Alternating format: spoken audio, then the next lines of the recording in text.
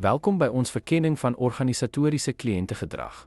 Hierdie konsep fokus op die koopgewoontes en besluitnemingsprosesse van besighede wat aansienlik verskil van individuele verbruikersgedrag, met die klem op ekonomiese faktore en totale koste van eienaarskap.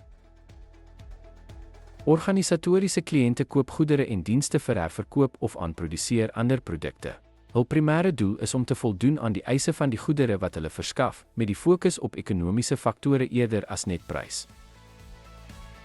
Anders as individuele verbruikers, organisatoriese kopers prioritiseer ekonomiese faktore soos totale koste, kwaliteit, betroubaarheid en deurlopende ondersteuning. Hoëgehalte produkte en betroubare verskaffers is noodsaaklik om produksieonderbrekings en verlore verkope te vermy. Deur kopergedrag in 'n twee-bekonteks te verstaan, kan bemarkers hul bemarkingsmengsel aanpas om beter aan kliënte se behoeftes te voldoen.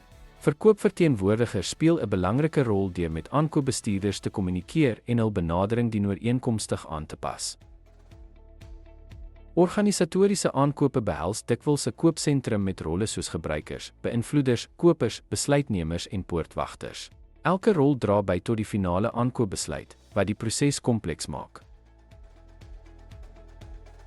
Die fokus op totale koste van eienaarskap en die betrokkenheid van verskeie belanghebbendes kenmerk organisatoriese kliëntegedrag. Om hierdie aspekte te verstaan is noodsaaklik vir besighede wat daarop gemik is om in die twee-bemark te slaag. Deur hul benadering aan te pas en sterker verhoudings te bou, kan besighede hul organisatoriese kliënte beter bedien.